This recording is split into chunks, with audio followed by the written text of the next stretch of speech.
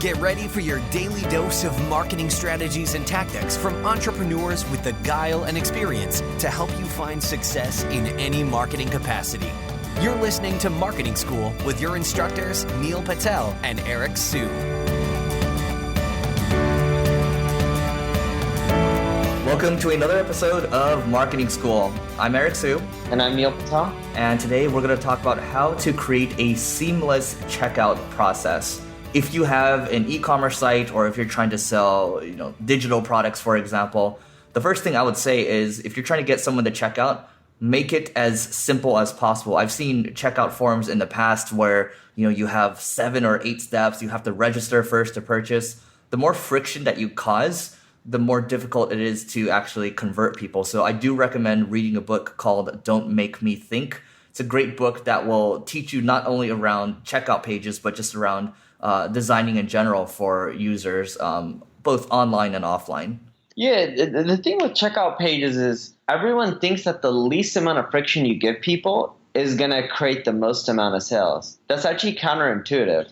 It doesn't really work that way. The more you get people engaged, the more likely they are to finish the checkout process. Think of it this way. If someone does a 2-step checkout process and they ask you to put in your name and email or email and password, and then they check out the items or buy your service or buy your product, whatever it may be on the second step, they're much more likely to complete because they already gave you some information along with the password or their email address. So in their eyes, they're like, well, you already have my email address, might as well continue. And by doing that and breaking up into 2 steps, you can also then email people who didn't complete their checkout and get those people to convert. Yep. And then one thing I'll add from my side is if you want to build more of a relationship with people, think about how you can integrate live chat into your process as well. Let's say they reach your shopping cart page, or let's say they abandon, for example, and they come back later.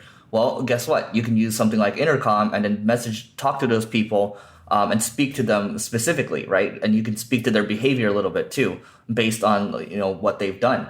Also, what you can do, this kind of goes without saying, but in 2017, I'm hoping that your pages are responsive. They're optimized for mobile because people do convert on mobile. Even though for me, the only time I actually convert on mobile is when I open up Amazon and I click the one-click order. So that actually adds to another thing that you can put on is, how do you how can you think about making a seamless one-click checkout kind of experience like Amazon does?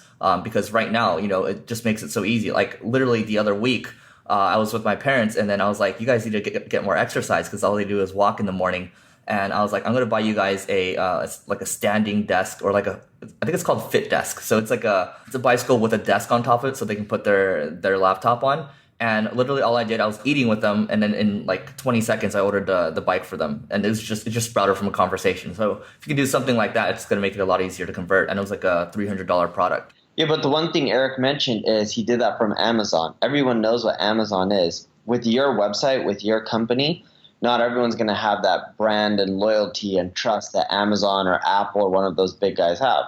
For that reason, you can't just make everything seamless. It's not a bad idea to, assuming people truly understand what they're buying and what they're getting into. Doing stuff that's really seamless when people don't fully understand your product or service, it actually doesn't work. It only works when you have the trust and people really know what they're getting.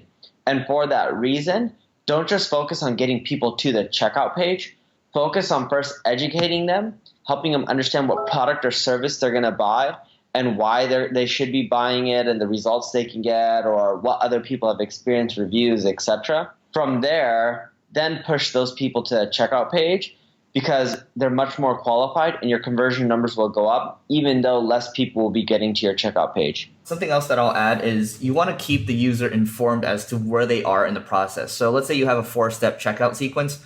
Maybe at the top you have a sign-in section, then there's a delivery section, there's a payment section, and then you have different arrows saying, okay, here's the step that you're at, and you can go back and forth. Sometimes I don't see that and I'm confused as to where I am. So you want to make it, again, you don't want people to think. You want to make it as easy as possible for people to understand kind of where they're at. Sometimes when people use different shopping carts, sometimes it's a different experience. You want to make the experience consistent, right? We're talking design-wise and also we're talking speed-wise as well.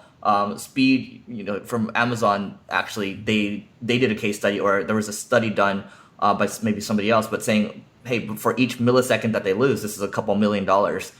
So just, obviously you're not Amazon, but, if they're putting so much weight on speed, you should be putting that much weight on speed as well.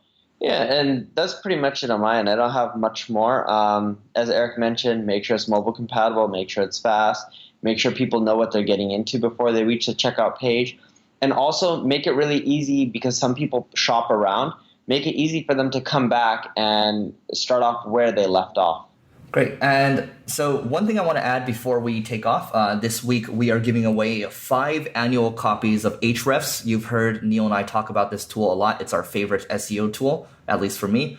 All you need to do to enter is subscribe, rate, and review our podcast. And make sure that you text Marketing School, that's one word, to 33444. Once again, that's Marketing School to 33444. And we will confirm the winners each week on the list. So again, if you guys want access, just do that, and we will see you in tomorrow's episode. This session of Marketing School has come to a close. Be sure to subscribe for more daily marketing strategies and tactics to help you find the success you've always dreamed of. And don't forget to rate and review so we can continue to bring you the best daily content possible. We'll see you in class tomorrow, right here on Marketing School.